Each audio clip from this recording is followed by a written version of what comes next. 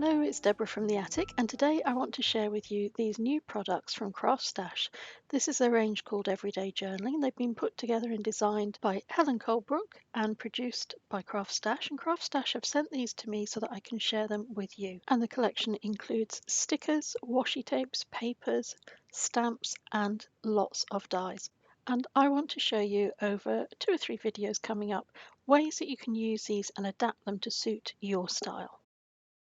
And today I want to focus on ways that you can use the washi tape. This is a set of 10 sheets of washi tape. It's captured on a protective background rather than on a roll, which is the usual way that you see washi tape. It comes in a variety of widths and a selection of colours. And I'm going to use this pokey tool just to remove the corner of this so you can see how easily they lift away from the backing sheet. I found a pokey tool or some sharp pointy object is the easiest way to release these. I've taken out one of the sheets and I'm going to show you the 2 die sets that we're going to use with this today. The first die set is called Everyday Essential Die Set and it has 15 dies in it. The dies themselves are actually larger than are illustrated and some of them will fit onto the washi tape widths. So for example, these flowers in the second set, which is called Floral Essentials, will fit really nicely onto these strips of washi tape. I've taken out some of the floral images and you can see that they are much bigger than the illustration on the front of the pack. These are the ones that we're going to use from this pack and I'm going to put them down onto the washi tape so that they fit within a width. I've positioned them on the washi tape and now I'm going to use a little bit of more washi tape to secure them down within those exact places on the paper. I don't want them to drift as they go through my die cut machine. It's worth pointing out that washi tape can be quite resilient, and the tape that I'm using to hold down the die cuts on my washi tape sheet are washi tape pieces that I've used many times. And as you remove the washi tape that's holding the dies down, you can see there's no damage done to the washi tape underneath.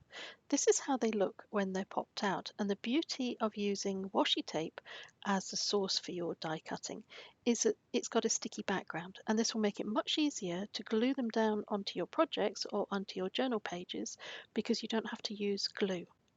And here they are when they're stuck down onto a piece of plain white card. They're very pretty. The washi tape will stick down, but then if you don't like where you've put it, you can remove it. Here are some more images that I want to cut from the second die cut set that we looked at, and I've cut them from the widths again. The one that I really liked was this oval frame. It's beautiful. Then I have a leaf and I have the word date as well.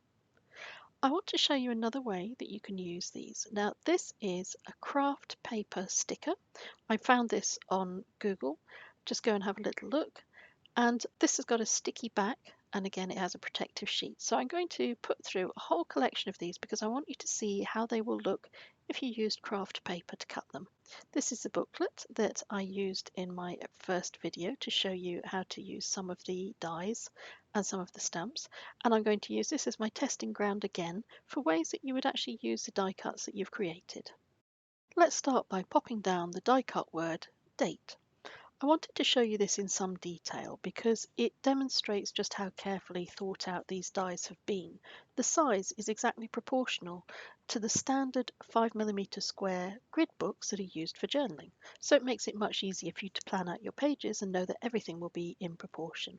So because I am a dreadful faffer, I'm going to faff around trying to decide exactly where I want to put these really sweet little leaves, and I will come back and show you once I've finished my faffing. I decided in the end that I wanted my leaves and some of the flowers to look as if they were just popping out of that pocket in the bottom.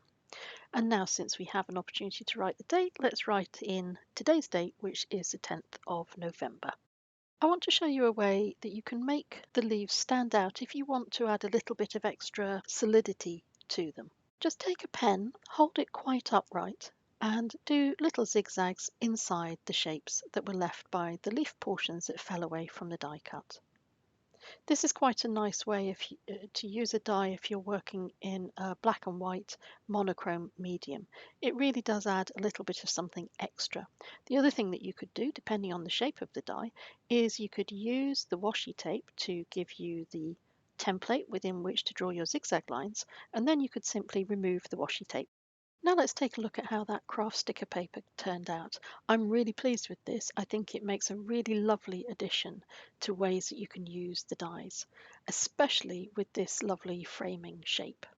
I'm going to spend a little bit of time playing around with these again, but first of all I just want to show you this die cut, which is really unusual. It's like a couple of brush strokes on a page. Again, I'm using my pointy tool to help me remove it from the backing paper, but this will make a really nice way of setting up a heading, and you could write directly onto this, or as I'm going to do, I'm going to take the word date and I'm going to stick it onto this. It's not going to show up well. It's just to have a little look at how other dies will fit within some of those framing dies. And I've used the die from this set, which is the Floral Essentials set. So now I've had a little play around and I've decided where I'm going to group my flowers. And again, I want them to just look as if they're popping out the side of that pocket in the bottom. I'm going to show you again the little trick using zigzags on the inside of the spaces left by the dies, and I want to do it on this little flower. Again, use your pen quite upright, don't have it at too much of an angle, and this just helps add a little bit of interest and texture to the dies. You can see I've filled in a few more of the flowers on that page, and to complete my little design I'm adding a few random dots around the flowers just on the right hand side. The great thing about having a journal that's devoted to ideas and playing is that you can do exactly that and not fear that you're spoiling a book or spoiling a page, because this is exactly what this book is designed for. It's all experimentation, and by doing it in a book it means that you can keep it and look back at ideas that you've had in the past. We've cut quite a lot of things from just one sheet of washi paper, and I want to show you a more conventional use for these strips.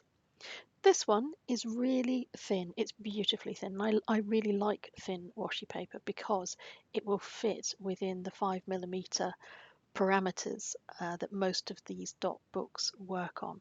I'm just going to add it to the side of my date. So I want you to see that if you're unsure about using artwork or using designs in your journals, by using a die cut of the word date and then a little strip of washi paper, you've got a really beautiful heading for your page.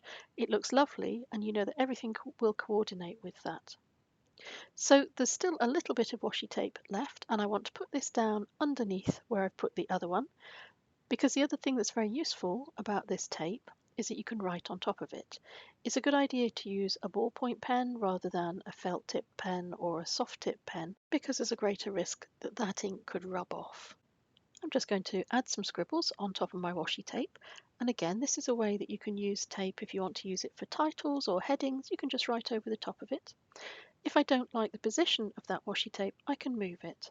So I can just lift it off, it won't damage the paper underneath at all, and I can just reposition it lower down my page. So thank you for your time, thank you for watching as ever. I'm going to leave links to where you can find these products on the CraftStash website below. It's well worth checking out, they have many discounts, and I will also leave you a link for Helen Colebrook's YouTube channel because I'm sure you will learn a great deal from her as well. Until we meet again, take care.